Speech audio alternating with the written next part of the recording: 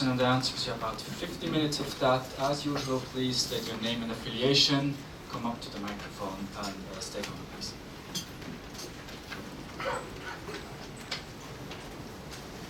Thank you. My name is Stefano Carrera for the Italian Economic Daily, Solo 24 Ore.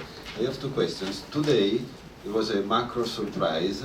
So the GDP of third quarter was revised down. And the expectation was, especially Nomura and some other analysts, the expectation was that for being revised up. So, do you think there will be some effect on the elections? Because, for instance, Nomura was forecasting a positive growth. So, Abe should have claimed that Japan is not in recession, but this is not the case. And the second question is, last Monday, the American rating agency Moody's downgraded Japan at a level lower than China and Korea. I was expecting to read in the Japanese press emphasizing this, but actually what I was able to read was just that Japan is only better than Italy. I mean, they just... but they didn't emphasize that the level now is lower than China and Korea. So my question is, do you think that there is also a growing tendency, also in the mainstream media, not to emphasize bad news? So for instance, 3 days ago, Standard & Poor's downgraded Italy, and it was like a national drama, and it was, the front page in every newspaper. So just, thank you. Whom is your question to, Stefano? No, the question is... Are you asking both of them? Or? Yes, both. Okay. Yes. 最初の方の質問に答えます。私もですね、この改定値は、マイナス 1.6% からおそらくマイナス 0.7 とか8、多少改善されると、改定値がですね、という予測を持っています。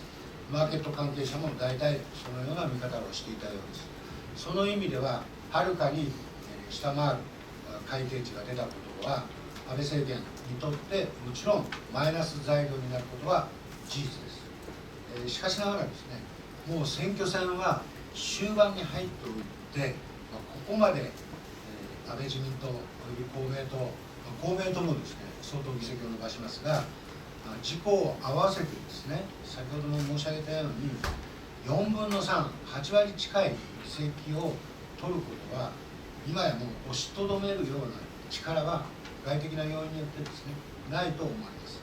ですから、今の質問の位置については、あまり大きな影響はない。ただし、それは、政府の経済政策プランナーやメーカーにとっては、相当ショックな数字であったことは間違いない。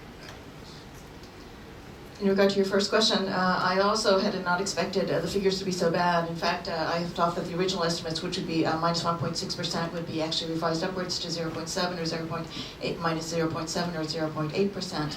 I think I shared similar views to many people in the markets. So in that sense, the actual figures that were announced were quite shocking.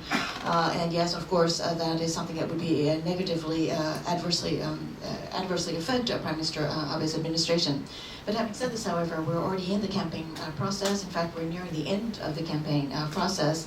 And as I've said earlier, the LDP and the Komito also will be increasing its number of seats. Probably together they will be able to get about nearly 80% of the seats in the House of Representatives, nearly 3/4 of the seats. And I think there is not going to be any outside factor, even negative economic data like this, that can stop that huge momentum that is already occurring.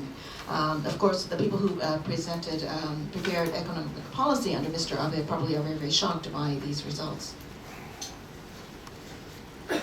Following up on that, the problem is of course that the DPJ has been saying that Abenomics doesn't work.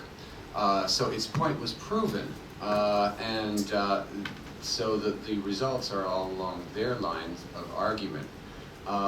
Why is that not good for them? Because they don't have anything to offer as an alternative, unfortunately. They don't have Abenomics Light or Abenomics Revised. They have the same economic program that they were presenting in 2003 and 2005 and in 2009.